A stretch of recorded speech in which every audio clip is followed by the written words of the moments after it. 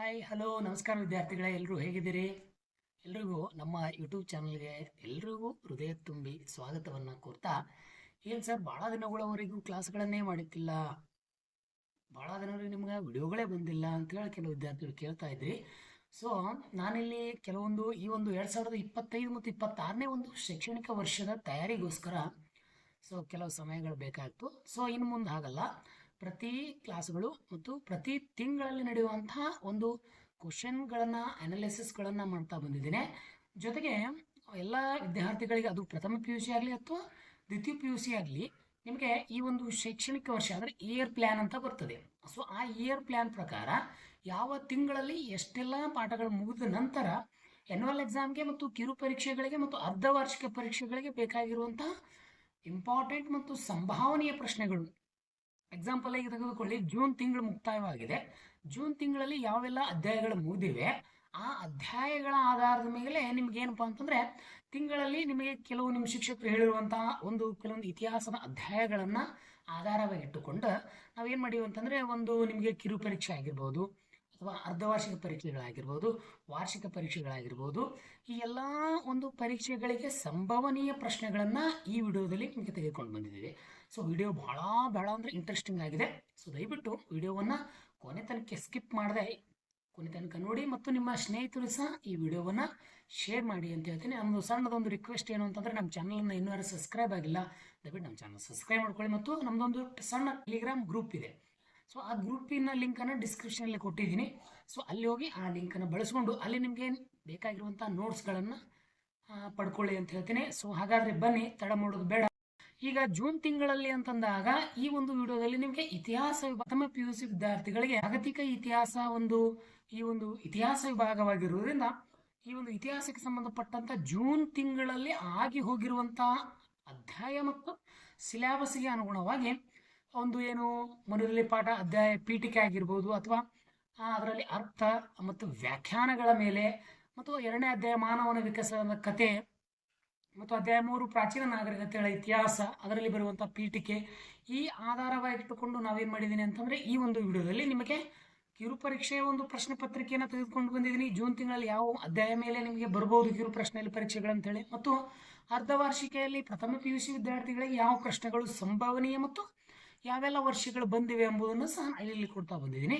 ಜೊತೆಗೆ ವಾರ್ಷಿಕ ಪರೀಕ್ಷೆಗಳು ಯಾವ ಪ್ರಶ್ನೆಗಳು, ಅದು ಬಹು ಆಯ್ಕೆ ಪ್ರಶ್ನೆಗಳಾಗಿರ್ಬೋದು, 1 ಅಂಕದ ಪ್ರಶ್ನೆಗಳಾಗಿರ್ಬೋದು, ಹೊಂದಿಸಿ ಬರೆ ಆಗಿರ್ಬೋದು, ಜೊತೆಗೆ 2 ಅಂಕದ ಪ್ರಶ್ನೆಗಳಾಗಿರ್ಬೋದು, ಇನ್ನು 5 ಮತ್ತು 10 ಅಂಕದು, ಮತ್ತು ಕಾಲಾನುಕ್ರಮದಲ್ಲಿ ಮತ್ತು ನಕ್ಷೆಗಳಲ್ಲಿ ಯಾವೆಲ್ಲ ಪ್ರಶ್ನೆಗಳು ಬಂದಿವೆ ಅಂಥೇಳಿ ಒಂದು ಪ್ರಶ್ನೆ ಪತ್ರಿಕೆಯನ್ನು ಕೊಟ್ಟು, ತದನಂತರ ಏನು ಮಾಡ್ತೀನಿ ಅಂತಂದ್ರೆ ನಿಮಗೆ ಈ ಜೂನ್ ತಿಂಗಳನ್ನೇ ಇಟ್ಟುಕೊಂಡು ಯಾವೆಲ್ಲ ಪ್ರಶ್ನೆಗಳು ನಿಮಗೆ ವಾರ್ಷಿಕ ಪರೀಕ್ಷೆಯಲ್ಲಿ ಮತ್ತು ಅರ್ಧವಾರ್ಷಿಕ ಪರೀಕ್ಷೆಯಲ್ಲಿ ಕೇಳಬಹುದು ಅಂಥೇಳಿ ಈ ವಿಡಿಯೋ ಸಂಪೂರ್ಣ ಆ ಒಂದು ಚಾಪ್ಟರ್ ಮೇಲೆ ನಾನು ತೆಗೆದುಕೊಂಡು ಬಂದಿದ್ದೀನಿ. ಎಲ್ಲ ಪ್ರಶ್ನೆಗಳು ಬ್ಲೂ ಪ್ರಿಂಟ್ ಆಧಾರದ ಮೇಲೆ ಇರ್ತವೆ. ವಿದ್ಯಾರ್ಥಿಗಳು ಬಹಳ ಗಮನವಿಟ್ಟು ಪ್ರಥಮ ಪಿ ಯು ಸಿ ವಿದ್ಯಾರ್ಥಿಗಳನ್ನು ನೋಡ್ಕೊತ ಹೋಗಿ. ವಿಡಿಯೋ ಇಷ್ಟ ಆದರೆ ನಿಮ್ಮ ಸ್ನೇಹಿತರಿಗೆ ಸಹ ಶೇರ್ ಮಾಡಿ. ಇನ್ನೂ ಬಹಳ ಇಂಟ್ರೆಸ್ಟಿಂಗ್ ಆಗಿದೆ. ವಿಡಿಯೋವನ್ನು ಕೊನೆ ತನಕ ನಿಮಗೆ ಅಧ್ಯಾಯ 2ರಲ್ಲಿ ಬಹು ಆಯ್ಕೆ ಪ್ರಶ್ನೆ ಮೇಲೆ ಒಂದು ಪ್ರಶ್ನೆಯನ್ನು ಕೇಳ್ತಾರೆ. ಯಾವುದು ಅಂತಂದರೆ, ಭೂಮಿ ಯಾವಾಗ ಉಗಮಿಸಿತು? ಬಹು ಆಯ್ಕೆ ಪ್ರಶ್ನೆಯಲ್ಲಿ ಉತ್ತರ 4.5 ಬಿಲಿಯನ್ ವರ್ಷಗಳ ಹಿಂದೆ ಭೂಮಿ ಏನಪ್ಪಾ ಅಂತಂದ್ರೆ ಉದಯವಾಗಿದೆ. ಬಹಳ ಸರಿ ಕೇಳಿದಾನೆ ಈ ಪ್ರಶ್ನೆ. ಇದು 1ನೇದು ಕಿರು ಪರೀಕ್ಷೆಯಲ್ಲಿ ಬಹು ಆಯ್ಕೆ ಪ್ರಶ್ನೆ 1ಅನ್ನು ತೆಗೆದುಕೊಳ್ಳಿ. 2ನೇದು ಅಧ್ಯಾಯ 1ರ ಮೇಲೆ ಈ ಕೆಳಗಿನ ಯಾರು ಇತಿಹಾಸಕ್ಕೆ ಆರ್ಥಿಕ ಅರ್ಥ ವಿವರಣೆಯನ್ನ ನೀಡಿದ್ದಾರೆ ಅಂತ ಪ್ರಶ್ನೆ ಕೇಳಿದ್ದಾರೆ. ಹಾಗಾದ್ರೆ ಅವರಲ್ಲಿ 4 ಆಯ್ಕೆಗಳನ್ನು ಕೊಟ್ಟಿರ್ತಾರೆ. ಚಾಯ್ಸಿಂಗ್ ಅಲ್ಲಿ ನೋಡಿದಾಗ ಈ ಇತಿಹಾಸಕ್ಕೆ ಅರ್ಥ ವಿವರಣೆಯನ್ನು ನೀಡಿದವರು ಯಾರು ಅಂತಂದ್ರೆ ಅದು ಕಾರ್ಲ್ ಮಾರ್ಕ್ಸ್ ಅಂತ ಹೇಳ್ತೀವಿ. ಇನ್ನು ಬಹು ಆಯ್ಕೆ ಪ್ರಶ್ನೆಯಲ್ಲಿ ನಿಮಗೆ ವ್ಯಾಖ್ಯಾನದ ಮೇಲೆ ಸಹ ಕೆಲವೊಂದು ಸಾರಿ ಪ್ರಶ್ನೆಯನ್ನು ಕೇಳಿರ್ತಾನೆ. ಅದು ಅವರ ಗ್ರಂಥನ ಕೊಟ್ಟಿರ್ಬೋದು, ಅಥವಾ ಉದಾಹರಣೆಗೆ ನಾನು ಹೇಳಿದ ಹೊಂದಿಸಿ ಬರೆಯಲ್ಲಿ ಯಾವ ರೀತಿ ಪ್ರಶ್ನೆ ಬರ್ತದೆ ಅಂತಂದರೆ, ಸಂತ್ ಅಗಸ್ಟೈನ್ ಒಂದು ಕೃತಿ ಇದೆ, ದಿ ಸಿಟಿ ಆಫ್ ಗಾಡ್ ಅಂತ ಹೇಳಿ. ಇನ್ನು ಕಾರ್ಲ್ ಮಾರ್ಕ್ಸ್ ಅವರ ಕೃತಿ ಯಾವುದಪ್ಪ ಅಂತಂದರೆ ದಾಸ್ ಕ್ಯಾಪಿಟಲ್. ಈ ರೀತಿ ವ್ಯಾಖ್ಯಾನಗಳ ಮೇಲೆ ಸಹ 1ನೇದು ಈ ಒಂದು ಅಧ್ಯಾಯ ಪೀಠಿಕೆ ಮೇಲೆ ಸಹ ಜಾಗತಿಕ ಇತಿಹಾಸದಲ್ಲಿ ಕೇಳುವಂಥ ಸಾಧ್ಯತೆ. ಇನ್ನು 1 ಅಂಕ ಪರೀಕ್ಷೆಯಲ್ಲಿ ಯಾವ ರೀತಿ ಪ್ರಶ್ನೆ ಕೇಳ್ತಾನೆ ಸರ್ ಅಂತಂದಾಗ, ಹೋಮೋ ಪದದ ಅರ್ಥವನ್ನು ಬರೆಯಿರಿ ಅಂತ ಬಹಳ ಸಾರಿ ಕೇಳಿದ್ದಾನೆ ಪ್ರಶ್ನೆ. ಹೋಮೋ ಪದದ ಅರ್ಥ ಅಂದ್ರೆ ಏನು ಅಂತ ಹೇಳಿ. 2ನೇ ಒಂದು ಮಾನವ ವಿಕಾಸದ ಕಥೆಯ ಮೇಲೆ ಆ ಒಂದು ಪ್ರಶ್ನೆಯನ್ನು ಕೇಳಿದ್ದಾನೆ. ಇನ್ನು ಈ ಜೀವದ ಉದಯಕ್ಕೆ ಕಾರಣವಾದ 2 ರಾಸಾಯನಿಕಗಳು ಯಾವುವು ಅಂತ ಕೇಳ್ತಾನೆ. ಜೀವಿಗಳ ಉದಯಕ್ಕೆ ಕಾರಣವಾದಂತಹ 2 ರಾಸಾಯನಿಕಗಳು ಯಾವುವು, ಅವುಗಳನ್ನ ನೀವು ಬರಿಬೇಕು. ಯಾವ 2 ಪ್ರಾಣಿಗಳು ಮಾನವನ ಹತ್ತಿರದ ಸಂಬಂಧಿಗಳು? ನೋಡಿ, ಒಂದು 2 ಪ್ರಾಣಿಗಳು ಬರ್ತವೆ, ಅದು ಹೋಮಿನಾಡ್ ಆಗಿರ್ಬೋದು ಅಥವಾ ಚಿಂಪಾಂಜಿ ಆಗಿರ್ಬೋದು, ಇನ್ಯಾವುದೇ ಒಂದು 2 ಪ್ರಾಣಿಗಳು ಮಾನವನಿಗೆ ಹೋಲುವಂಥವು, ಹತ್ತಿರವಾಗಿ ಸಂಬಂಧಿಸುವಂತಹ ಪ್ರಾಣಿಗಳನ್ನ ಬರೀರಿ ಅಂತ ಕೇಳ್ತಾರೆ. ಇನ್ನು ಅಧ್ಯಾಯದ 2 ನಿಮಗೆ ಇದು ಪ್ರಶ್ನೆ ಕೇಳುವಂಥದ್ದು 2 ಅಂಕಕ್ಕೆ ಇದು. ಇನ್ನು ಕಿರುಪರೀಕ್ಷೆಯಲ್ಲಿ 5 ಅಂಕಕ್ಕೆ ಒಂದು ಪ್ರಶ್ನೆ ಬರ್ತದೆ ನಿಮಗೆ ಈ ಜೂನ್ ತಿಂಗಳಲ್ಲಿ. ಅಂದ್ರೆ ಈ ಆದಂತ ಸಿಲೆಬಸ್ ಮೇಲೆ ನಿಮ್ಗೆ ಒಂದು ಪ್ರಶ್ನೆ, ಇತಿಹಾಸ ಅಧ್ಯಯನದ ಪ್ರಾಮುಖ್ಯತೆಯನ್ನು ವಿವರಿಸಿ ಅಂತ ಹೇಳಿ ಒಂದು ಪ್ರಶ್ನೆಯನ್ನು ನಿಮಗೆ 5 ಅಂಕಕ್ಕೆ ಕೇಳ್ತಾರೆ. ಇದು ಪೀಠಿಕೆ ಆಧಾರದ ಮೇಲೆ ಒಂದು ಪ್ರಶ್ನೆ ಬರ್ತದೆ. ಇನ್ನು 2ನೇ ಅಧ್ಯಾಯದಲ್ಲಿ ಮಾನವನ ವಿಕಸನಕ್ಕೆ ಕಾರಣವಾದ ಪ್ರಮುಖ ಅಂಶಗಳನ್ನ ಚರ್ಚಿಸಿ. ಅರ್ಧವಾರ್ಷಿಕ ಪರೀಕ್ಷೆ 2024ರಲ್ಲಿ ಈ ಪ್ರಶ್ನೆ ಬಂದು ಹೋಗಿದೆ. ನೀವು ಬೇಕಾದ್ರೆ ಹಳೆ ಪ್ರಶ್ನೆ ಪತ್ರಿಕೆಗಳನ್ನು ತೆಗೆದು ನೋಡಿ, ಇಲ್ಲ ನಿಮ್ಮ ಶಿಕ್ಷಕರಿಗೆ ಕೇಳ್ರಿ. ಈ ಮಾನವನ ವಿಕಸನದ ಮೇಲೆ ನಿಮಗೆ ಮಿನಿಮಮ್ ಒಂದು 5 ಅಂಕದ ಪ್ರಶ್ನೆ, 2 ಅಂಕದ ಒಂದು ಪ್ರಶ್ನೆ, 7 ಅಂಕಗಳು, ಜೊತೆಗೆ ಬಹು ಆಯ್ಕೆಯಲ್ಲಿ ಅಥವಾ ಹೊಂದಿಸಿ ಬರಲಿ ಒಂದೊಂದು ಪಾಯಿಂಟ್ಗಳನ್ನ ಕೇಳಿ ಒಟ್ಟು 8 ಅಂಕಗಳು ಮಾತ್ರ ಇಲ್ಲಿ ಬೀಳುವಂತ ಸಾಧ್ಯತೆಗಳು ಇರ್ತವೆ. ಸೊ ಇದಿಷ್ಟು ನಿಮಗೆ ಈ ಜೂನ್ ತಿಂಗಳಲ್ಲಿ ಕಿರುಪರೀಕ್ಷೆ ಬರುವಾದಂಥ ಕೆಲವು ಪ್ರಮುಖ ಪ್ರಶ್ನೆಗಳಾದರೆ, ಇನ್ನು ಅರ್ಧವಾರ್ಷಿಕ ಮತ್ತು ಇನ್ನು ವಾರ್ಷಿಕ ಪರೀಕ್ಷೆಯಲ್ಲಿ ಪ್ರಥಮ PUC ಇತಿಹಾಸ ವಿಷಯಕ್ಕೆ ಸಂಬಂಧಪಟ್ಟಂತೆ ಯಾವೆಲ್ಲ ಪ್ರಶ್ನೆಗಳು ಬರ್ತವೆ ಅಂತ ಸ್ವಲ್ಪ ನೋಡಿದಾಗ, ನಾನು ಇಲ್ಲಿ ವರ್ಷನೂ ಕೊಟ್ಟಿದ್ದೀನಿ ಮತ್ತು ಯಾವ ವರ್ಷ ಅರ್ಧವಾರ್ಷಿಕೆಯಲ್ಲಿ ಮತ್ತು ವಾರ್ಷಿಕ ಪರೀಕ್ಷೆಯಲ್ಲಿ ಕೇಳಿದಾನೆ ಇವುಗಳನ್ನು ಸಹ ಇಲ್ಲಿ ಕೊಟ್ಟಿದ್ದೀನಿ, ನೋಡ್ಕೊಂತ ಹೋಗಿ. ಮಾನವನಿಂದ ಪಳಗಿಸಲ್ಪಟ್ಟ ಮೊದಲ ಪ್ರಾಣಿ ಯಾವುದು ಅಂತ ಕೇಳಿದ್ದಾರೆ ಬಹು ಆಯ್ಕೆಯಲ್ಲಿ ಪ್ರಶ್ನೆ. ಇದನ್ನು 4ನೇ ಪ್ರಾಣಿ, ಅದನ್ನ ಹಸು ಅಂತ ಕೊಡ್ತಾರೆ ಅಥವಾ ಜಿಂಕೆ ಅಂತ ಕೊಡ್ತಾರೆ, ಮೇಕೆ, ನಾಯಿ, ಈ ರೀತಿ ಆಯ್ಕೆಗಳನ್ನು ಕೊಟ್ಟಾಗ ಉತ್ತರ ಯಾವುದು ಅಂತಂದ್ರೆ ನಾಯಿ ಅಂತ ಹೇಳೋದು 2023 ವಾರ್ಷಿಕ ಪರೀಕ್ಷೆಯಲ್ಲಿ ಕೇಳಿದ್ದಾರೆ. ಇನ್ನು ಹಿಸ್ಟ್ರಿ ಪದವು ಈ ಭಾಷೆಯಿಂದ ಬಂದಿದೆ. ಅರ್ಧವಾರ್ಷಿಕ ಪರೀಕ್ಷೆ 2024ರಲ್ಲಿ ಕೇಳಿದ್ದಾರೆ. ನೋಡಿ, ಹಿಸ್ಟ್ರಿಯು ಯಾವ ಪದದಿಂದ ಮತ್ತು ಯಾವ ಭಾಷೆಯಿಂದ ಬಂದಿದೆ, ಹಿಸ್ಟ್ರಿ ಪದವು ಯಾವ ಭಾಷೆಯಿಂದ ಬಂದಿದೆ 2024 ವಾರ್ಷಿಕ ಪರೀಕ್ಷೆಯಲ್ಲಿ ಕೇಳಿದ್ದಾರೆ. ಇನ್ನು ಹೊಂದಿಸಿ ಬರೆಯಲಿ ಯಾವ ರೀತಿ ನಿಮಗೆ ಈ ಜೂನ್ ತಿಂಗಳ ಸಿಲೆಬಸ್ ಆಧಾರವಾಗಿ ಇಟ್ಟುಕೊಂಡು ಕಿರು ಪರೀಕ್ಷೆಯಲ್ಲಿ ಅಥವಾ ವಾರ್ಷಿಕ ಮತ್ತು ಅರ್ಧವಾರ್ಷಿಕ ಪರೀಕ್ಷೆಯಲ್ಲಿ ಕೇಳಬಹುದು ಅಂತಂದಾಗ, ಪ್ಲೂಟೋ ಅವರ ಬಗ್ಗೆ ಕೇಳ್ತಾರೆ. ಅವರ ಗ್ರಂಥ ಕುರಿತು ನಾನು ಆಲ್ರೆಡಿ ಹೇಳಿದೆ ನಿಮಗೆ. ಆ ವ್ಯಾಖ್ಯಾನದಲ್ಲಿ ಆ ಇತಿಹಾಸಕಾರರ ಒಂದು ಕೃತಿಗಳ ಆಧಾರವಾಗಿ ಇಟ್ಟುಕೊಂಡು ಹೊಂದಿಸಿ ಮನೆಯಲ್ಲಿ ಪ್ರಶ್ನೆಗಳನ್ನು ಹಾಕ್ತಾರೆ. ಪ್ಲೇಟೋ ಅವರ ಒಂದು ದಿ ರಿಪಬ್ಲಿಕ್ ಎಂಬ ಕೃತಿಯ ಮೇಲೆ 2024 ಅರ್ಧವಾರ್ಷಿಕ ಪರೀಕ್ಷೆಯಲ್ಲಿ ಕೇಳಿದ್ದಾರೆ ಈ ಪ್ರಶ್ನೆ, ನೀವು ಗಮನಿಸಿ. ಇನ್ನು ನೆಹರು ಅವರನ್ನ ಉದ್ದೇಶಿಸಿ ಒಂದು ಪ್ರಶ್ನೆಯನ್ನು ಕೇಳಿದ್ದಾರೆ. ಯಾವುದು ಅಂತಂದ್ರೆ ಅವರ ಕೃತಿ ಯಾವುದು, ಡಿಸ್ಕವರಿ ಆಫ್ ಇಂಡಿಯಾ. ಇದರ ಮೇಲೆ 2025 ಮೊನ್ನೆ ನಡೆದಂತಹ ವಾರ್ಷಿಕ ಪರೀಕ್ಷೆ, ಪ್ರಥಮ PUC ವಾರ್ಷಿಕ ಪರೀಕ್ಷೆಯಲ್ಲಿ ಆ ಒಂದು ಪ್ರಶ್ನೆಯನ್ನ ಅಲ್ಲಿ ಕೇಳಿದ್ದಾರೆ. ಇನ್ನು ಈ ಜೂನ್ ತಿಂಗಳು 2025 ಈ ಒಂದು ವಾರ್ಷಿಕ ಕ್ರಿಯಾ ಯೋಜನೆಗೆ ಸಂಬಂಧಪಟ್ಟಂತೆ ಶಿಕ್ಷಕರು ಯಾರಾದರೂ ವಿಡಿಯೋ ನೋಡ್ತಿದ್ರೆ ಅವರಿಗೂ ಸಹ ಏನು ಹೇಳ್ತಿದ್ದೀನಿ ಅಂತಂದ್ರೆ, ನಿಮ್ಮ ಕ್ರಿಯಾ ಯೋಜನೆ ಅನುಗುಣವಾಗಿ ಜೂನ್ ತಿಂಗಳಲ್ಲಿ ಬರುವಂತ ಕೆಲವು 1 ಅಂಕದ ಪ್ರಶ್ನೆಗಳು ಇಲ್ಲಿದ್ದಾವೆ. ಯಾವುದು ಅಂತಂದ್ರೆ ಹಿಸ್ಟ್ರಿ ಪದದ ಅರ್ಥವೇನು 2023 ವಾರ್ಷಿಕ ಪರೀಕ್ಷೆಯಲ್ಲಿ ಕೇಳಿದ್ದಾನೆ. ಮತ್ತೆ ಶಿಲೆಗಳಿಂದ ಆಯುಧಗಳನ್ನು ತಯಾರಿಸಿದ ಪ್ರಥಮ ಮಾನವ ಪ್ರಜಾತಿ ಅಂತಾನು ಸಹ ಬಹಳ ಸರಿ ಈ ಪ್ರಶ್ನೆ ಕೇಳಿದ್ದಾನೆ. ಯಾವುದು ಅಂದ್ರೆ 2024 ಅರ್ಧವಾರ್ಷಿಕ ಪರೀಕ್ಷೆಯಲ್ಲಿ ಈ ಪ್ರಶ್ನೆ ಕೇಳುದುಂಟು. ಏನು ಹೆರೋಡಾಟಸ್ ಅವರ ಕೃತಿಗಳನ್ನು ಹೆಸರಿಸಿ. ನೋಡಿ, ಹೆರೋಡಾಟಸ್ ಯಾರು, ಇತಿಹಾಸದ ಪಿತಾಮಹ, ಹಾಗಾಗಿ ಅವರ ಕೃತಿಗಳನ್ನು ಹೆಸರಿಸಿ ಅಂತ ಪ್ರಶ್ನೆ ಕೇಳ್ತಾರೆ 2024 ಅರ್ಧವಾರ್ಷಿಕ ಪರೀಕ್ಷೆಯಲ್ಲಿ. ಇನ್ನು ಮೇಲು ಕುಟುಂಬ, ಈ ಒಂದು ಮಾನವನ ಒಂದು 2ನೇ ಅಧ್ಯಾಯ ಬರ್ತದಲ್ಲ, ಮಾನವನ ವಿಕಸನದ ಕಥೆ, ಆ ಒಂದು ಕಥೆಯ ಮೇಲೆ ಮೇಲು ಕುಟುಂಬ ಹೋಮಿನಾಯ್ಡ್ನಿಂದ ಹೋಮೋಕುಲ ಉತ್ಪತ್ತಿಯಾಗಲು ಎಷ್ಟು ವರ್ಷಗಳು ಬೇಕಾದವು ಅಂತ ಕೇಳಿದ್ದಾರೆ.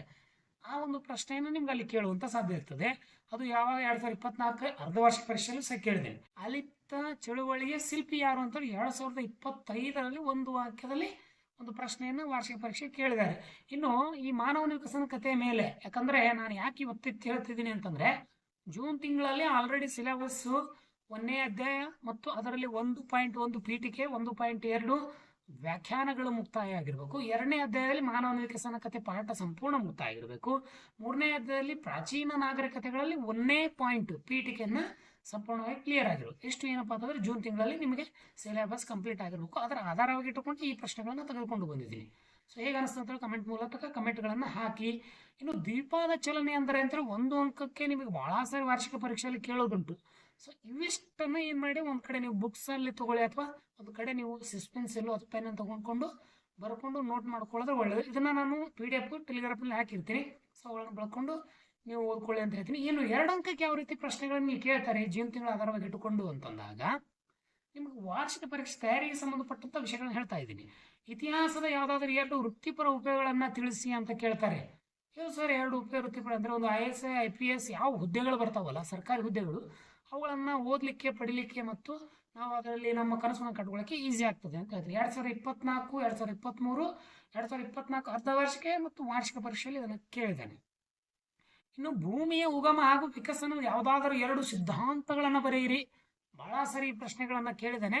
ಸ್ವಲ್ಪ ನೀವು ಈ ಮೇನ್ ಪಾಯಿಂಟ್ಗಳನ್ನು ಓದ್ಕೊಂಡ್ರೆ ಸಾಕು, ಇಡೀ ಪುಸ್ತಕವನ್ನು ಓದುವಂಥ ಏನು ಸಾಧ್ಯತೆ ಇಲ್ಲ. ಯಾವ ಪಾಯಿಂಟ್ಗಳು ಮೇನ್ ಇದಾವೆ, ಯಾವ ಪ್ರಶ್ನೆಗಳು ಬರ್ತವೆ ಎಂಬುದು ಗೊತ್ತಾದಾಗ ಅವನ್ನಷ್ಟನ್ನು ಸಪ್ರೇಟಾಗಿ ನೋಟ್ಸ್ ಮಾಡಿಕೊಂಡು ಇಟ್ಕೊಂಡ್ರೆ ಈ ವರ್ಷ ನೀವು ಕ್ಲಿಯರ್ ಆಗಿ ಸರಳವಾಗಿ ಮತ್ತು ಅಕ್ಯುರೇಟ್ ಆಗಿ ಅತಿ ಹೆಚ್ಚು ರ್ಯಾಂಕ್ ಸಾಧ್ಯತೆಗಳನ್ನು ಬರುವಂಥ ಸಾಧ್ಯತೆ ನಿಮಗೆ ಬರ್ತವೆ. ಇನ್ನು ನಾಗರಿಕತೆಯನ್ನು ವ್ಯಾಖ್ಯಾನಿಸಿರಿ ಅಂತ ಕೇಳ್ತಾರೆ. ಈ ಪ್ರಾಚೀನ ನಾಗರಿಕತೆಗಳಲ್ಲಿ ನಾಗರಿಕತೆಗಳನ್ನು ವ್ಯಾಖ್ಯಾನಗಳು ಬರ್ತವೆ. ಸೊ ಅವುಗಳನ್ನು ನೀವು ಪೀಠಿಕೆಯಲ್ಲಿ ನೋಡಿದಾಗ ತಿಳಿತದೆ. ಇನ್ನು 5 ಅಂಕದ ಪ್ರಶ್ನೆಗಳು ಯಾವ ಬರ್ತವೆ ಸರ್ ಅಂತಂದಾಗ, ಆಧುನಿಕ ಮಾನವ ಉಗಮಿಸಿದ ಸ್ಥಳಗಳನ್ನು ಕುರಿತು ಚರ್ಚಿಸಿ. ಆ ಸ್ಥಳಗಳು ಅವುಗಳನ್ನು ಕುರಿತು ನೀವು ನಿಮ್ಮದೇ ಮುಖಾಂತರ ಚರ್ಚೆಯನ್ನು ಮಾಡಿಕೊಳ್ಳಿ ಅಂತ ಹೇಳ್ತಾರೆ. ನಿಮಗೆ ಪಠ್ಯಕ್ಕೆ ಸಂಬಂಧಪಟ್ಟಂಥ ಟೀಚರ್ಸ್ಗಳನ್ನು ಕೊಟ್ಟಂಥ ಶಿಕ್ಷಕರು ಕೊಟ್ಟಂಥ ನೋಟ್ಸ್ಗಳನ್ನು ಬರ್ಕೋರಿ. ಜೊತೆಗೆ ಈ ಒಂದು ಮಂಡಳಿಯವರು ಬಿಟ್ಟಂಥ ಪಠ್ಯಕ್ರಮವನ್ನು ತೆಗೆದುಕೊಂಡು ಆ ಉಗಮ ಸ್ಥಳಗಳನ್ನು ಚೆನ್ನಾಗಿ ಬರೆದ್ರೆ 5 ಅಂಕಗಳು ಸಿಗ್ತವೆ. ಸೊ ಯಾವ ರೀತಿ ಬರೀಬೇಕು ಅನ್ನೋದಕ್ಕೆ ನಾನು ಹಳೆ ವಿಡಿಯೋದಲ್ಲಿ ನಿಮಗೆ ಈ ವಾರ್ಷಿಕ ಪರೀಕ್ಷೆಗಳ ಕೀ ಆನ್ಸರ್ಗಳು ವಿಡಿಯೋ ಬಿಟ್ಟಿದ್ದೀನಿ. ಅವುಗಳನ್ನು ನೋಡಿದಾಗ ನಿಮ್ಗೆ ಅನಿಸುತ್ತೆ ಯಾವ ರೀತಿ ಬರೀಬೇಕು ಅಂತೇಳಿ. ಇನ್ನು ನಾಗರಿಕತೆಯನ್ನು ವ್ಯಾಖ್ಯಾನಿಸಿ ನೋಡಿ, 2 ಅಂಕಕ್ಕೂ ಬಂದೋಗಿದೆ, 5 ಅಂಕಕ್ಕೂ ಬಂದಿದೆ. ನಾಗರಿಕತೆಯನ್ನು ವ್ಯಾಖ್ಯಾನಿಸಿ ಮತ್ತು ನಾಗರಿಕತೆಯ ಮಹತ್ವ, ಸಂಸ್ಕೃತಿ ಮತ್ತು ನಡುವಿನ ವ್ಯತ್ಯಾಸವನ್ನು ತಿಳಿಸಿ ಅಂತ ಹೇಳಿ ಭಾಳ ಸರಿ. 2023 ಅರ್ಧವಾರ್ಷಿಕ ಪರೀಕ್ಷೆ, ವಾರ್ಷಿಕ ಪರೀಕ್ಷೆ ಮತ್ತು 2025 ಹೋದ ವರ್ಷ ನಡೆದಂತಹ ಏನು ಮೊನ್ನೆ ನಡೀತಲ್ಲ ಆ ಪರೀಕ್ಷೆ ಸಹ ಈ ಒಂದು ನಾಗರಿಕತೆಗಳ ವ್ಯಾಖ್ಯಾನ, ಅದರ ಮಹತ್ವ ಮತ್ತು ಅದರ ಒಂದು ಏನು ಸಂಸ್ಕೃತಿಯ ವ್ಯತ್ಯಾಸ ನಡುವಿನ ವ್ಯತ್ಯಾಸವನ್ನು ಕೊಡಿ ಅಂತ ಕೊಟ್ಟಿದ್ದಾರೆ. ಇನ್ನು ಬಹಳ ಇಂಟ್ರೆಸ್ಟಿಂಗು 1ನೇ ಪಾಠದ ಮೇಲೆ ಏನು ಕೇಳಿದ್ದಾರೆ, 1ನೇ ಅಧ್ಯಾಯದ ಮೇಲೆ ಅಂತಂದರೆ ಇತಿಹಾಸಕ್ಕೆ ಸಂಬಂಧಪಟ್ಟಂಥ ಏನು ಒಂದು ಇತಿಹಾಸಕಾರರಿದ್ದಾರೆ ಅವರ ಇತಿಹಾಸ ವ್ಯಾಖ್ಯಾನಗಳನ್ನು ಬರೆಯಿರಿ ಅಂತ ಹೇಳಿದ್ದಾರೆ. ಯಾರೆಲ್ಲ ಬರ್ತಾರೆ? ಕಾರ್ಲ್ ಮಾರ್ಕ್ಸ್ ಬರ್ತಾರೆ, ಟೈಬ್ನಿ ಅವರು ಬರ್ತಾರೆ, ಮತ್ತು ಯಾರು ಹೆರೋಡಾಟಸ್ ಬರ್ತಾರೆ, ಪ್ಲೇಟೋ ಬರ್ತಾರೆ, ಅರಿಸ್ಟಾಟಲ್ ಅವ್ರು ಬರ್ತಾರೆ. ಇವರೆಲ್ಲರ ಒಂದು ಜವಾಹರ್ಲಾಲ್ ನೆಹರು ಬರ್ತಾರೆ. ಇವರೆಲ್ಲರ ವ್ಯಾಖ್ಯಾನಗಳೇನಿದಾವೆ ಅವುಗಳ ಒಂದು ಏನಪ್ಪ ಅಂತಂದರೆ ಒಂದು ವ್ಯಾಖ್ಯಾನಗಳನ್ನು ನೀವು ಬರೀಬೇಕು. 2024 ವಾರ್ಷಿಕ ಪರೀಕ್ಷೆಯಲ್ಲಿ ಒಂದು ಪ್ರಶ್ನೆ ಬಂದಿದೆ ಸರ್. ಇನ್ನು 10 ಅಂಕಕ್ಕೆ ಯಾವ ರೀತಿ ಪ್ರಶ್ನೆ ಕೇಳ್ತಾರೆ ಅಂತಂದಾಗ ಅಲ್ಲಿ ಒಂದೇ ಒಂದು ಪ್ರಶ್ನೆ ನಿಮಗೆ ವಾರ್ಷಿಕ ಪರೀಕ್ಷೆಯಲ್ಲಿ ಬರುತ್ತದೆ ಕಡ್ಡಾಯವಾಗಿ, ಮತ್ತು ಅರ್ಧವಾರ್ಷಿಕ ಪರೀಕ್ಷೆಯಲ್ಲಿ ಇದನ್ನೇ ಕೇಳ್ತಾರೆ. ನೀವು 10 ಅಂಕಕ್ಕೆ ಫಿಕ್ಸ್ ಆಗಿ ಇಟ್ಕೊಂಡ್ಬಿಡಿ, ಕನ್ಫರ್ಮ್. ಮಾನವನ ವಿಕಸನಕ್ಕೆ ಕಾರಣವಾದ ಪ್ರಮುಖ ಅಂಶಗಳನ್ನು ಚರ್ಚಿಸಿ. ನೋಡಿ, ಕ್ಲಿಯರ್ ಆಗಿ ನೆನಪಿಟ್ಕೊಳ್ಳಿ. 2023ರಲ್ಲಿ ಪ್ರಶ್ನೆ ಕೇಳಿದ್ದಾನೆ, 2024 ಅರ್ಧವಾರ್ಷಿಕ ಮತ್ತು ವಾರ್ಷಿಕ ಪರೀಕ್ಷೆಯಲ್ಲಿ ಕೇಳಿದ್ದಾನೆ, 2025 ಮೊನ್ನೆ ನಡೆದಂಥ ವಾರ್ಷಿಕ ಪರೀಕ್ಷೆಯಲ್ಲಿ ಸಹ ಈ ಪ್ರಶ್ನೆ 10 ಅಂಕಕ್ಕೆ ಕೇಳಿದ್ದಾನೆ. ವಿದ್ಯಾರ್ಥಿಗಳ ಒಂದು ಗಮನ ಇರಲಿ, ಪಾಸಿಂಗ್ ಆಗುವಂಥ ವಿದ್ಯಾರ್ಥಿಗಳಿಗೆ ಕೇವಲ 30 ಅಂಕಗಳಿದ್ರೆ ಸಾಕು. ಸೊ ಬಹು ಆಯ್ಕೆಯಲ್ಲಿ ನೀವು 5 ಪ್ರಶ್ನೆಗಳನ್ನು ಹೊಂದಿಸಿ ಬರೆಯಲ್ಲ, 5 ಪ್ರಶ್ನೆಯನ್ನು ಬಿಟ್ಟ ಸ್ಥಳ ಒಂದು 5 ಪ್ರಶ್ನೆಯನ್ನು 15 ಅಂಕಗಳನ್ನು ತೆಗೆದುಕೊಂಡು 5 ಅಂಕ ನೀವು 1 ಅಂಕದಲ್ಲಿ ಟೋಟಲ್ 20 ಅಂಕ ಪ್ಲಸ್ 2 ಅಂಕದ 8 ಪ್ರಶ್ನೆಗಳನ್ನು ಬಿಡಿದಾಗ 16. ಈ 3 ವಿಭಾಗ ಬಿಡಿಸಿದಾಗ ಕಾಲಾನುಕ್ರಮ ಒಂದು 2, 3, 4 ಅಂಕ ಪಡೆದ್ರೆ 30 ಅಂಕ ಸರಳವಾಗಿ ಸಿಗ್ತವೆ. ಇನ್ನು ಸ್ಕೋರಿಂಗ್ ಮಾಡುವಂಥ ವಿದ್ಯಾರ್ಥಿಗಳು ಎಲ್ಲ ವಿಭಾಗನ ಚೆನ್ನಾಗಿ ಓದ್ಕೊಂಡು ಸ್ಕೋರ್ ಮಾಡಿದಾಗ ಮುಂದೆ ನಿಮ್ಮ ಜೀವನ ವೃತ್ತಿಪರ ಜೀವನಕ್ಕೆ ಹೆಲ್ಪ್ ಆಗ್ತದೆ ಅಂತ ಹೇಳ್ತೀನಿ.